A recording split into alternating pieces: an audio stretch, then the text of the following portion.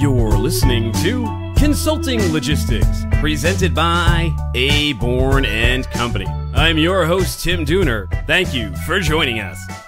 Happy New Year, everybody. Wow, 2019, the start of a brand new year, a fresh start, and a step closer to a world filled with modern supply chain solutions. Today, I'm hitting the road to take a trip over to Waltham, where I'm going to speak with Greg Walz at 6 River Systems about warehouse automation, AI, machine learning, and we're going to get a chance to meet their warehouse robot, Chuck.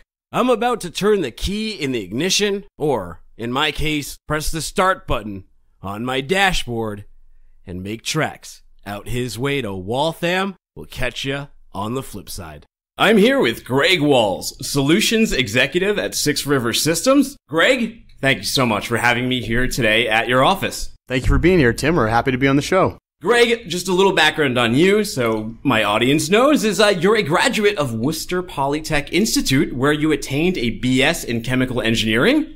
And I think some congratulations are in order, as you also just got your Master's of Business Administration from Duke University just last year. Is that correct? It's amazing what you can find on the internet these days, Tim. Yes, all of that is correct. All of that is correct.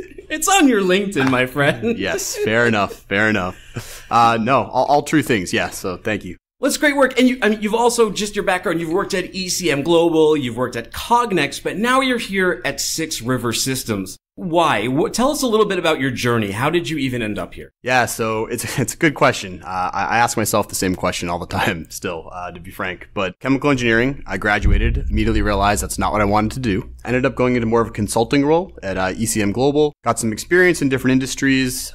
Decided to move into more of a front office sort of client account facing role. Did that at Cognex, helped start up an inside sales team. Spent some time sort of managing the Northeast territory for them.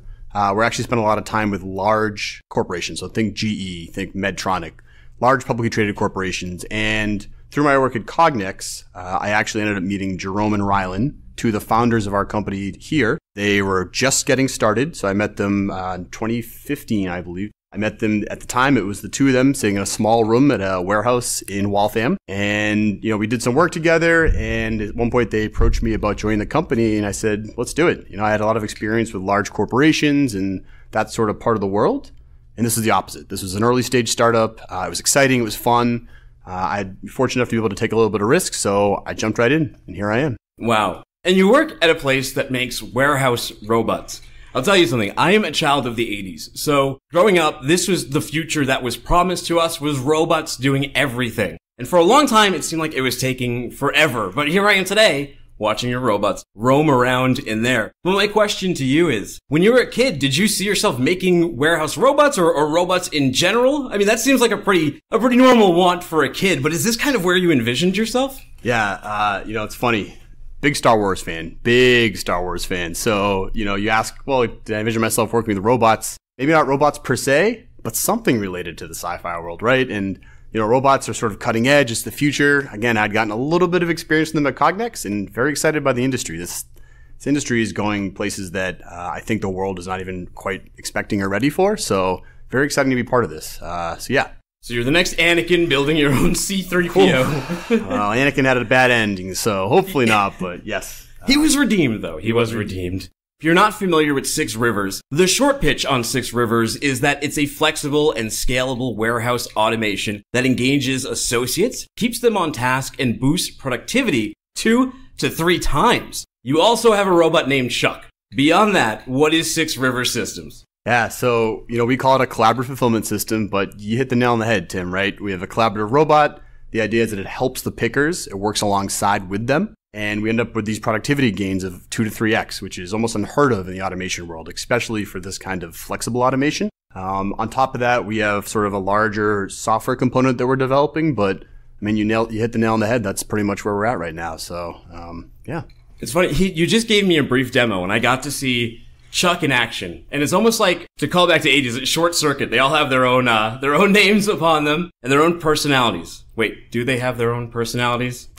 Well, we don't like to reveal that part, but we had a few little tweaks here and there in the programming, so. Well, they're really exciting. And if you haven't worked in a warehouse before, and I've worked in an old-fashioned one. I was doing a bonded warehouse for a retailer called Talbot's. There's a lot of challenges in a warehouse, especially an old-fashioned one, and it sort of comes down to the way you go about picking and packing things. In the old-fashioned way, you have an RF scanner, you have a pick sheet in front of you. It's not visual. It can be confusing. There's a lot of products that look very similar. And for me, I wasn't very helpful in that 1 week I volunteered in there because most of the time I was going back to a supervisor or someone who knew more than me, bugging them about how to fulfill whatever it was I was doing.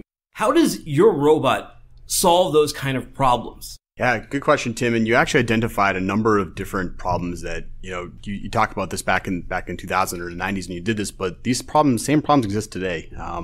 You talk to any... Oh, no, this was 2011. Oh, yes. Even more recent. Yeah. I mean, I'm not surprised by this story, right? I talked to a lot of global 3PLs, retailers. The problem of today is labor. We get asked a lot, your robots, are they taking people's jobs?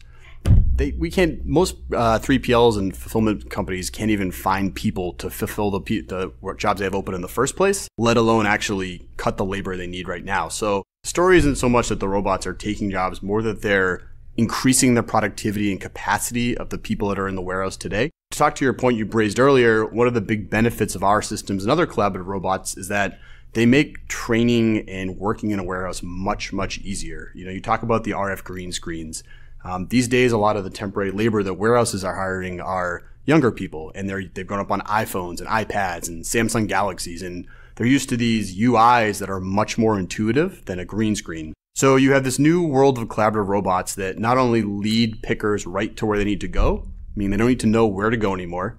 It shows them an image of the screen of the actual pick, so no longer do they have to kind of read a product description or look for a UPC, and then it's all put to light on the robot body itself. So no worrying about how to find the right order, which order does this product go to. Pictures, lights, and a directional mode of finding the product makes it very, very easy for temporary workers these days, and pickers in general, to exist and work in a warehouse, especially in an unstable labor environment. And I've seen that firsthand being a big problem. Not in the automated warehouse, but in the older ones. We're always seeing a call for labor, and usually, like you mentioned, it's temporary gigs. So you don't have a huge window to really train people and get them up to date on these systems. And especially when all different warehouses are using their own proprietary functions. It's not the most intuitive thing, at least previously, it was not the most intuitive way to bring on labor. And you can kind of see why people would leave after a while. Totally. And look, the reality of picking, if anybody's done it here listening, and as you know, Tim, is it's not a very sexy or fun job, right? So anything you can do to make it easier for the people, make it a little more less stressful. Heck, even the physical implications of not having to push a cart around anymore. You get all these benefits from ergonomics to health and safety. So we really believe that these robots, and again, other collaborative robots like it, are going to overall bring the level of the workers' both health and enthusiasm up across warehouse space as a whole. In the demo you showed me, we were in the warehouse over there. You give it receives POs, or it receives its picks from a warehouse management system, correct? Correct. And then it is deployed to an employee, and it goes out there, and he looks on a screen, he scans in, and it shows him all the products he needs to pick, and they're going to be located relatively within his vicinity, right? Is there a lot of moving around with your robots or following? We only saw it pick up 2 things, but can it be designed any way you want it, or what's the functionality? Yeah, no, that's a great question, and it might be helpful for the listeners if I just kind of walk through the functionality right now. But the idea behind our robots, you can think of it as 3 areas of benefit, right? So collaborative robotics, they are autonomous. So they travel by themselves throughout the warehouse. So your pickers are actually staying out in the aisles, and your packers back at the pack stations. So the first area of benefit, we call it eliminating the long walk. So no longer are your associates having to walk all the way back and forth from the aisles to the pick or pack stations, right? So easy benefit right there. The robots are autonomous. We've been able to leverage a lot of the new technology that the Googles and Teslas of the world are using. So LiDAR, self-guiding autonomous sensors. So the robots travel to and from the picking area. That's number 1. Second, the in-aisle walk, we have a very intelligent, what we call grouping algorithm that actually looks dynamically, so live at all times, where are the pickers, where are they ending their pick routes, where are they available, where's the congestion, and it will actually put the right orders on the robot that will be meeting them in the aisle that are going to be near the picker to reduce that in-aisle walk, or perhaps direct them to the next aisle over to help reduce congestion in that aisle. So you get this benefit of reducing the actual in-aisle walk on top of that long walk. Lastly, to your point about the sort of actual what's happening in the pick task itself, a nice big screen on the robot shows a picture of the item. The put to light it shows a description of the item. So all of these combined are what lead to that 2 to 3x productivity, but you get this nice benefit of that autonomous travel back and forth and this total reduction of walking, which is where a lot of that speed is driven from. The Fitbit killer. The Fitbit killer, yes. It's funny you mentioned Fitbit, right? I mean, we've done studies where we look at how many miles people are walking in a warehouse. And, Tim, as you can attest yourself, there are people walking upwards of 5, 10 plus miles a day in a warehouse. I got my 10,000 easy every single day during that particular summer, and there was no air conditioning in there. Oh, it's brutal. It's so brutal. I've spent summers down in Memphis before, some of our sites, and man, it's as you mentioned, picking is not a sexy or fun job. It really is not.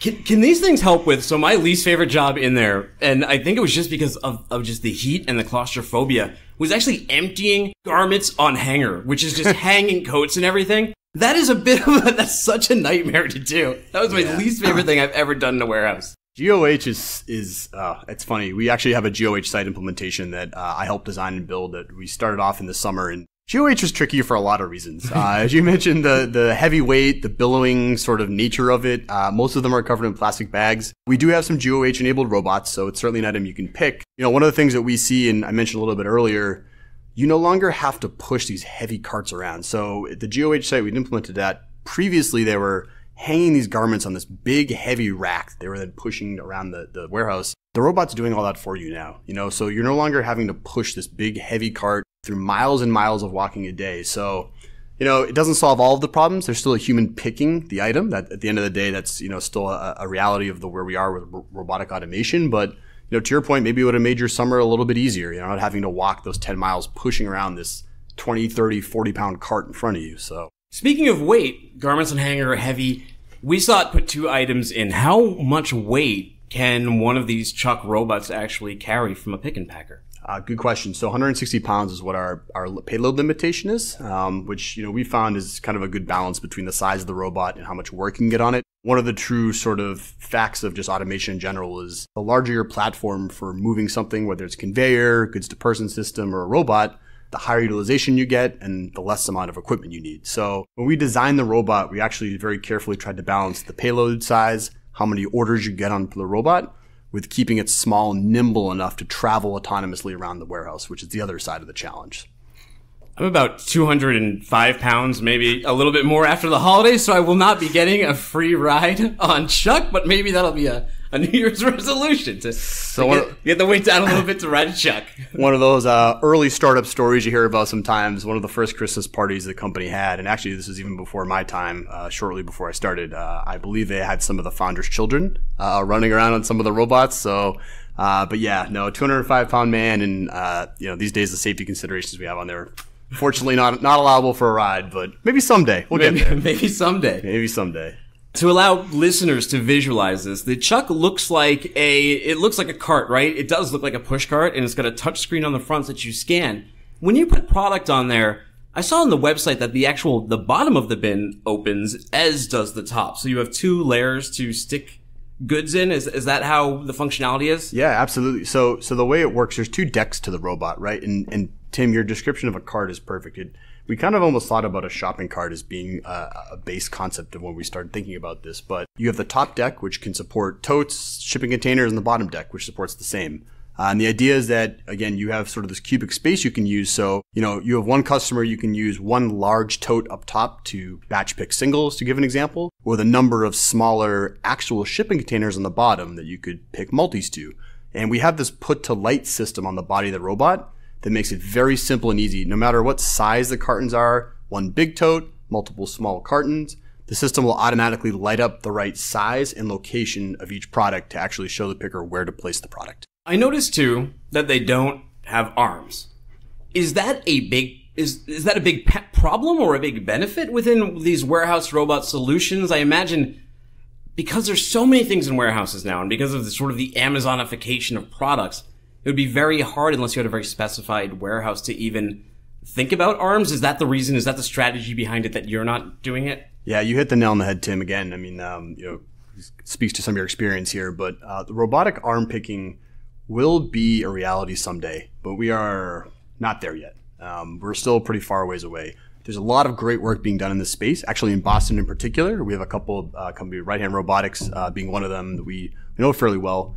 That will be a future reality at some point, but right now, in most warehouses, the speed required and the type of dexterity, so to speak, needed to pick up all these random objects makes it very difficult for an automated solution. To your point, there are specialized warehouses where pharmaceuticals, for example, that are all consistently sized products. You can use these types of automation, but it's fairly rare right now and not quite at a scalable point. But we will definitely get there someday, but probably not for another 5, maybe even longer years away.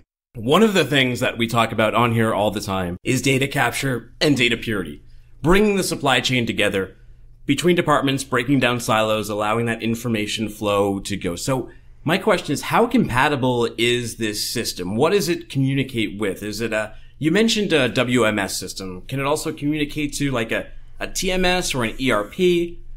How exactly is it? What's going on that end? Yeah, we call it WMS agnostic, right? And to your point, even the WMS is probably too specific. We interface with ERP systems or order transport systems. So really what we need on our end, and we can interface with a data file as simple as a CSV, all the way to something as complex as a direct socket communication, just to give you an example. But really, we just need a few critical pieces of information: order, line number, SKU, and quantity. It's that simple. And then at that point, if we get that data in, the robot knows where to go, it knows where to pick, and it knows what to pick it to. Those are those 3 sort of critical pieces of information that once we have, we can implement and start to automate your warehouse. It's really that simple. And you guys, you don't license these robots. They're not coming from any other factory. You've built them in-house, and you've also built the AI and the machine learning in-house too.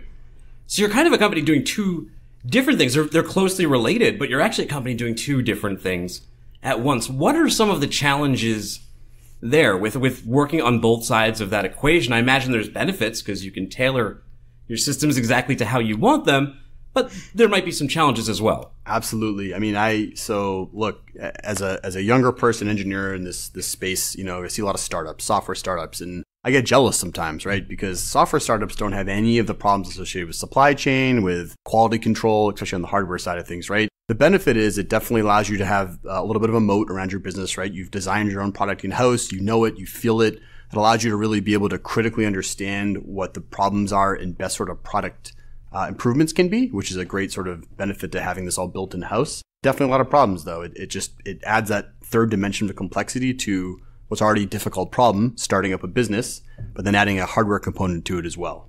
Yeah, I imagine so. But a great benefit, and just as I'm thinking this out as you speak, would be, I think that if a client has a problem that you can solve, you guys would sort of know instantly if you can do it. You're not having to go back to, well, I don't know if that robot's capable because we don't do the robots.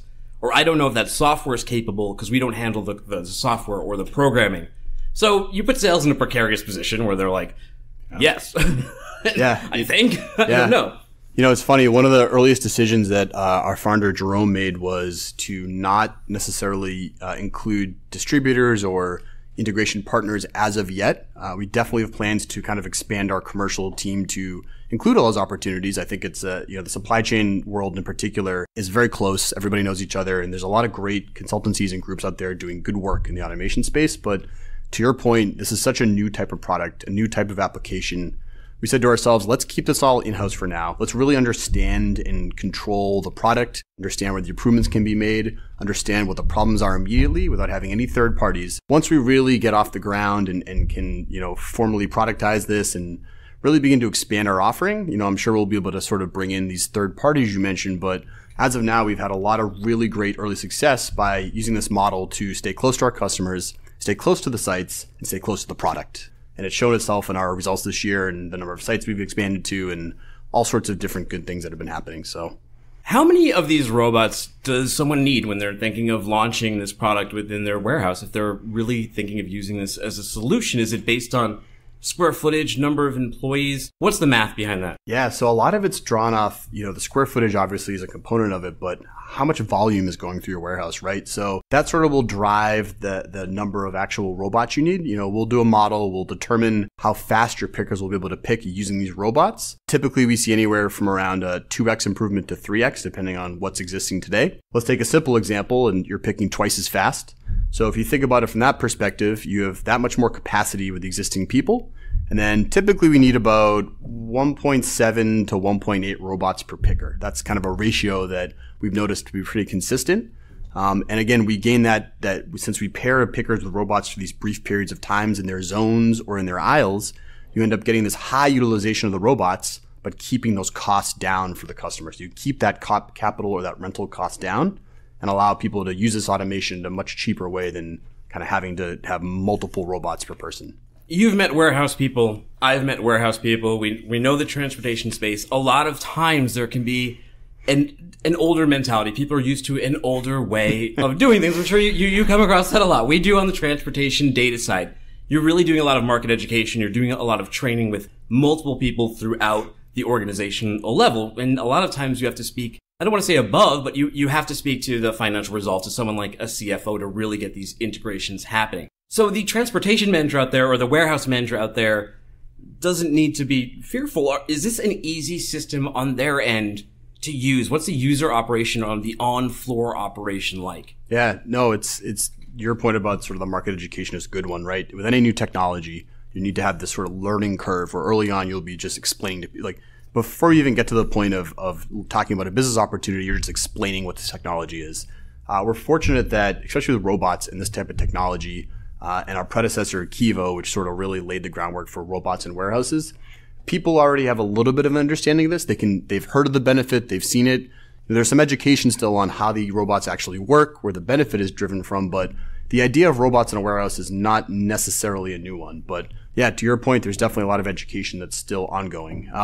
From an ease of implementation point of view, it's kind of crazy with this, and I come from the manufacturing world where, large, expensive robotic projects are fairly common now these days, especially in the automobile world. You talk to one of those and the cost and the time to implement and the scale, a year plus easy, right? These systems, the fact that we can just basically drop them in a warehouse without needing to change the infrastructure, no changing the racking, no changing the wireless, no changing the anything in the bins, you can get these things up and running in 3, sometimes 4 weeks, which again, talk to anybody from this world who's, to your point, older conveyor or goods to person systems. That's crazy. They'll laugh, but We've done it time and time again, and our customers bear that out. And it's this type of new, easy automation that is really why this is us and other collaborative robotic companies have received so much attention. It's allowed some of these people that traditionally did not have access to automation because of the time scale, because of the cost, to start using some of these robots. So it's really an exciting product at this point in time.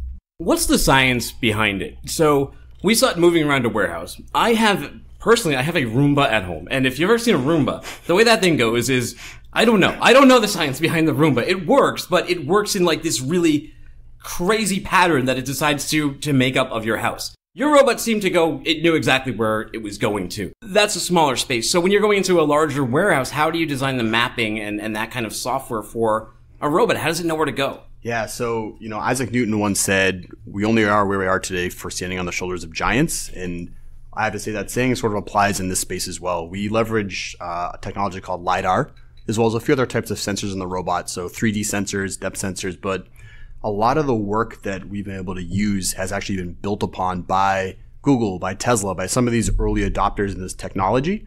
LiDAR it's basically a version of radar that uses light to keep it simple, but the idea is that, on the first day you drive this robot around manually. It's essentially scanning at all times. It sees the aisles, it sees the cracks, the crevices, every little physical feature or detail in your warehouse that makes it what it is. And then it memorizes that. And then we can drop a set of XY coordinates on top of it, tie them to bin locations, and off you go.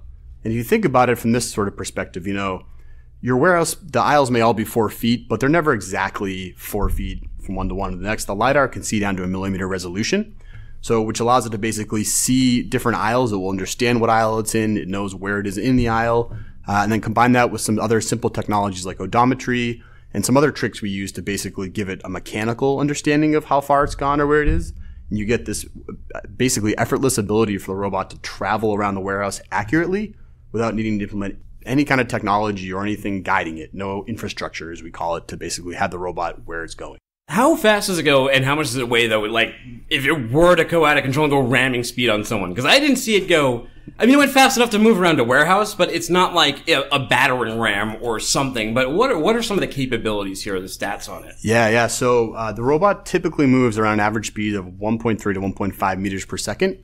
It's much faster in the aisle and sort of a straightaway versus, say, taking a blind corner. A lot of what we've done has been, so we're in compliance with an ANSI standard called B565, which is an AGV standard. So it's been applied to a lot of collaborative robots that do this autonomous travel, but we take safety very seriously. That's a number one priority for us, and even to the detriment occasionally of the speed of the robot, for example. But for us, safety is number one, and we've put a lot of work into building both hardware and software safety features that will prevent the robot from, in your example, hitting someone or hitting a rack or anything like that. So again, to kind of go back to your question, 1.5 meters per second, 1.4 meters per second, flying down a sort of a straight, narrow aisle. As you get to cross sections, things like that, the robots will slow down, sort of a safety feature, almost like a four-way stop sign, if you will. But we have some customers that are already starting to look into, they've tested it out, they've done a pilot, they've converted to a full-scale system. Now they're looking at greenfield sites, so brand new sites that they want to actually implement the robots as their first automation technology. And they're coming back and asking us and saying, can we design or build this in a way to even leverage this even better? So to give you an example, think of like a highway for a fast traveling robot, right? So you could have a freeway, so to speak, down the middle of your warehouse that the robots know is you can jack the speed up, you can safely travel there. There's nobody crossing there. It's kind of off limits, but just to give an example of where people are going with some of this ideas of how to leverage the speed and how to build a warehouse for the robot. What about battery and maintenance on warehouse robots? I'm sure you guys have done extensive testing to get run times as long as possible. So, because each time you have to charge one, you're pulling one off the floor, which means you have to have multiple per warehouse or multiple per X amount of pickers. What's the downtime and the maintenance time? How often would this be running? Yeah, so we picked a little bit of a trick up from Kiva that we call it, basically autonomous charging. So the idea is that the robots actually duck off the floor, take a quick sip of energy from a very high phase, high voltage charger, it's an autonomous charger, and the robots will pop off the floor, plug themselves in, so no humans are needed. They'll charge up for about 20 minutes or so, top up to about 80% battery, and at that point, off they go back onto the floor. And 80% battery was chosen as sort of a design variable, but the idea is you get the robots around 12 to 14 hours of picking time on the floor. Max battery life is about 16 hours to cover 2 shifts.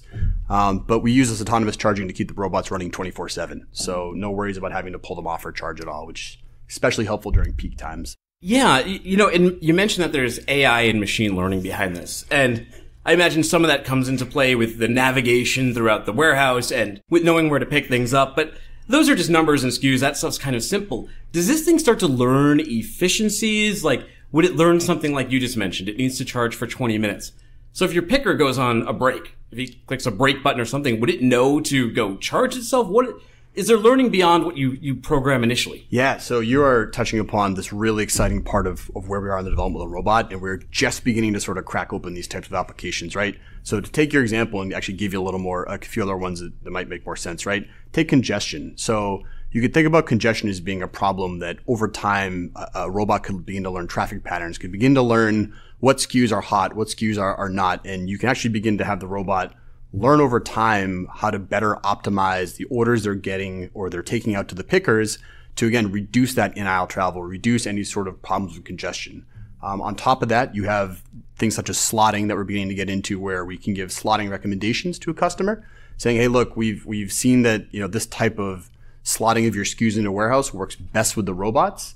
And we're learning that by getting this feedback and this data from our sites. We're collecting all this data. And as you talk about on your show sometimes, right? Big data, you can use a lot, you can leverage a lot of that to basically learn from past history and past experiences. So that's an area we really focus on, just getting the core functionality of the robot off the ground. We're there. We've got a number of production sites, and now we're talking about kind of taking this to the next level.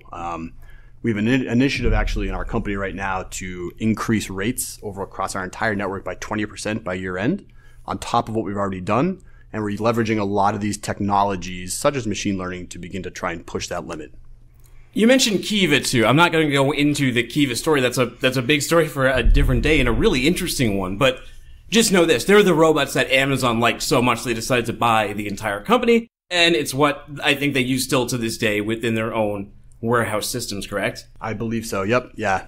And you talked about efficiencies, machine learning, and all these things. And then there's sort of the human side of the human efficiency. Again, my experience, and this was only a week, but working in a warehouse, the big challenge that I often had was figuring out what to do next. I'd come back from lunch or from a break, and I would have to go find someone and find out what was happening next. But in a demo, you showed me that this system has kind of a different way of doing that. You just walk up to the system, and what happened? You badge right in, and then at that point, you're paired with a robot, and he's going to lead you right to where your first pick is, or your first replen task. So, we view it as basically a directed workflow. So we can interleave picking, we can do put away, but the idea is that you come back on the floor, you walk up to any of these robots that are in what we call predefined meeting points, which the pickers are trained to basically look for robots in. If they know they're there, they're ready to be picked on. So they badge in, and they essentially just get led right out to their first pick or put away task. And at that point, they're in the flow. So now the robots and system knows they're out there picking. It can send the robots to and from their locations or their aisles or their zones, understanding that if they're with the robots, they know where their pick path will end,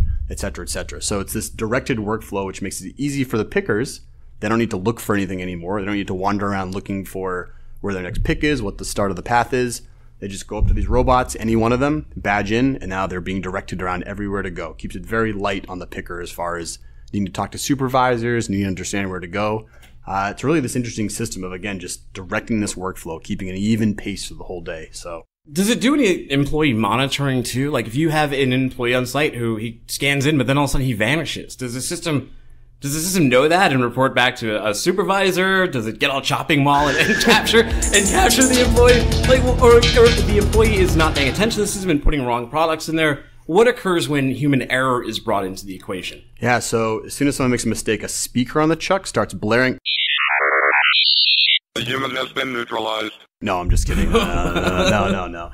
But what we do is we actually bubble all that information up to the supervisor dashboard. So part of our system is we essentially have this, what we call management console, but it's this on-site floor supervisors can view it, executives can view it. It's a web accessible dashboard, and you can actually float up all this information. So to your point, right? Let's say someone was picking, and they decided to just leave the truck in the middle of a pick, right? So all of that time was recorded. Each of those actions of that person is recorded. So now all of a sudden, the new supervisor gets a notification that says, Tim's time from when he arrived at that location to the barcode scan was 20 minutes. Where was Tim? What was he doing? That's an easy thing for a new supervisor to see and say, hey, wait a minute. What was that 20 minutes? It could be a perfectly valid reason. You need to go, something happened to the product and you needed to go talk to someone, right? So often it's not nefarious, but it allows the supervisors to see what's really happening on the floor. And pairing on top of that, actually, we have what we call like a live floor view map. So you can actually see the robots in a simulation of your floor, see where they are, see where people are paired with them, see who's with each robot, what the status of each robot is. So it really gives the supervisors and anybody really who wants to look at it and has that login the ability to quickly check on the health status and site, basically, of what their actual picking fulfillment center is. Wow. Amazing stuff. And it's such a cool world to just see some of these things in action and even seeing what they can do versus what they can't do. And, they're not bipedal. They don't have arms, they're not carrying lasers. Chuck, I don't believe speaks yet, does he? No. Is that in the plan? Would he eventually be speaking to you? So, it's funny. We've been asked by a few people about can supervisors, for example, communicate to pickers through the trucks? And again, something as simple as telling them that they're needed up front or something is happening. We haven't implemented that yet. There's a lot of actually really interesting science behind what you want when you're talking about something that's with an associate, with a picker. What feedback you want to give them, what kind of control you want to give them over the robot. I'll give you actually an easy example here. There's a big pause button on our robot.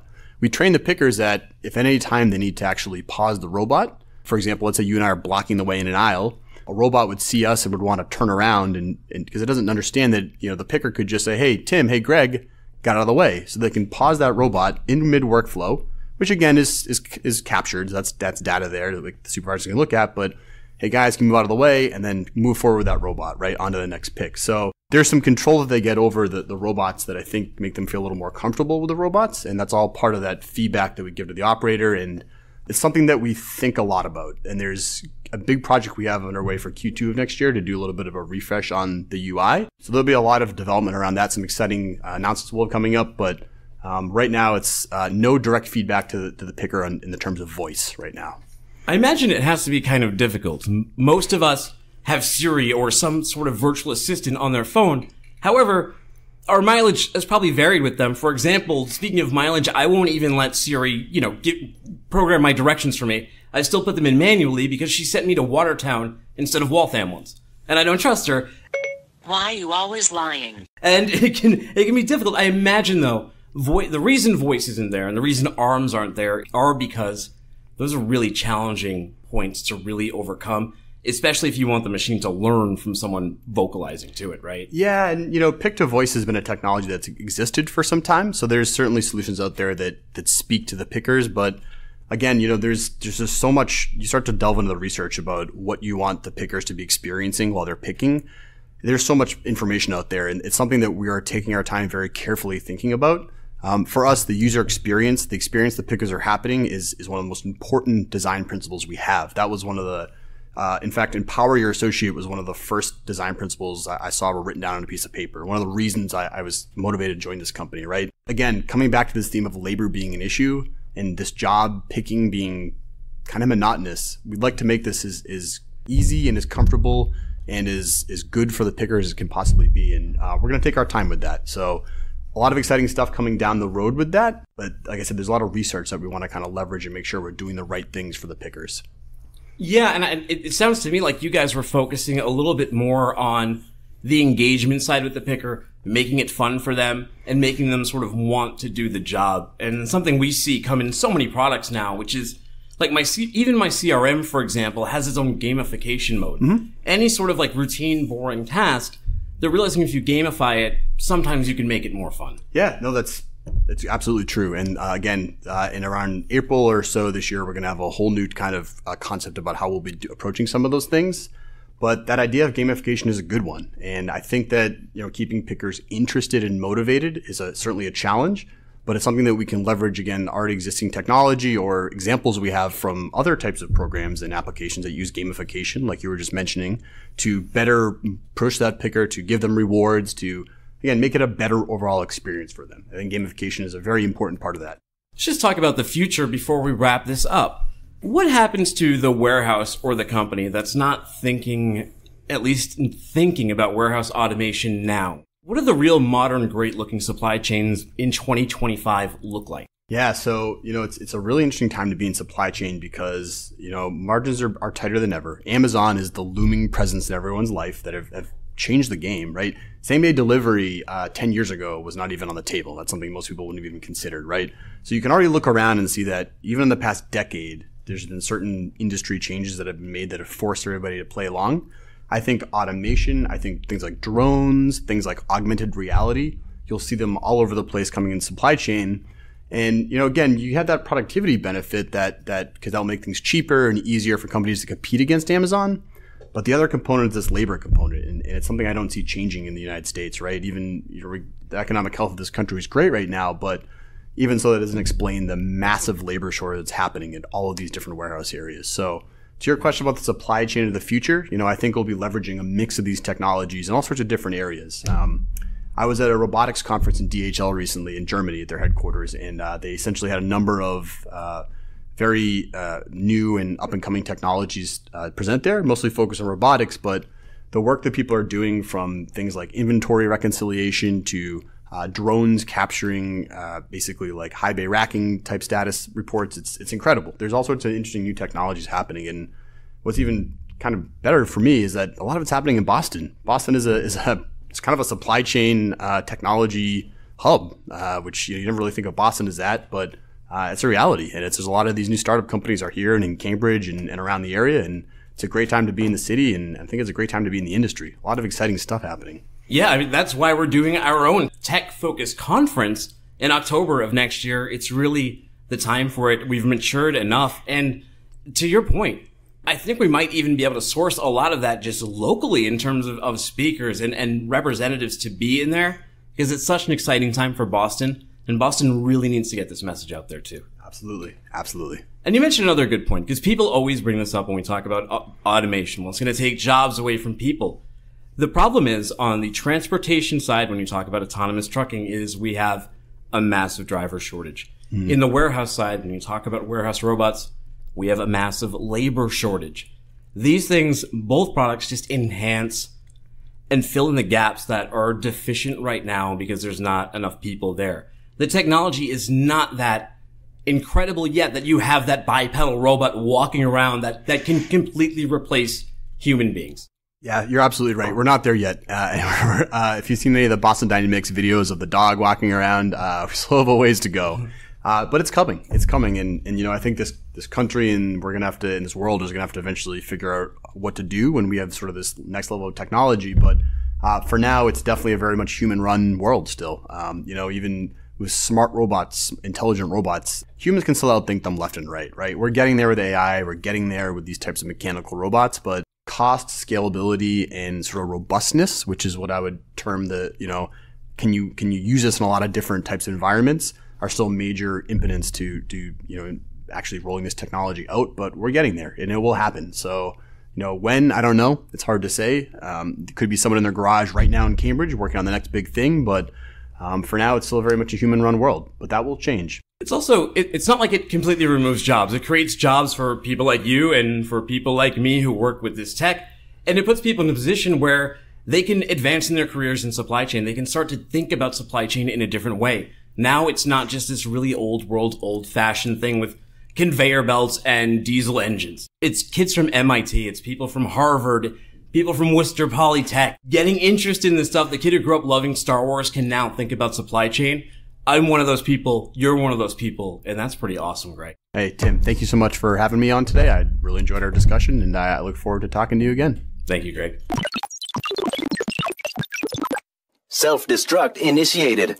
Announcing on October 10th, 2019, Aborn & Co. presents TransTech 2020, a supply chain vision and innovation conference. This event is the first of its kind in Boston. Join our panel of speakers from the worlds of logistics and technology as we discuss the modern needs of the supply chain and the merger between the physical and digital footprint that freight creates. Head on over to transtech2020.com for more details. We'll be talking about AI, automation, autonomous vehicles, blockchain, data purity and capture, future-proofing the supply chain, market conditions, transportation management systems, and so much more. Head on over to transtech2020.com for registrant and sponsor details. If you have any questions, comments, suggestions, feel free to email me at tdooner@abornandco.com. That's TDOONER@abornandco.com. I'd be happy to learn something new with you. Looking to take control of your freight and future-proof your supply chain? Get ready for tomorrow today with Aborn & Company's Advantage Modern Managed Freight Solutions. Find out how we've combined traditional freight management fundamentals with data and technology to help companies reduce freight costs, improve carrier service, and bring visibility to their supply chains. Visit Aborn & Co. now to set up a complimentary consultation. Isn't it time you got optimized? For this episode and all of our previous shows, visit consultinglogistics.io or simply search for Consulting Logistics on iTunes, Spotify, or your favorite podcast player of choice. And hey, if you like the show, the best way you can give back is to share it. And if you really liked it, go on iTunes over there and rate and review. Be much appreciated. Self-destruct cannot be countermanded. That's it. We're out of time. For Greg Walz, I'm Tim Dooner, saying take care and happy shipping. Self-destruct cannot be countermanded. Forwards. Forwards.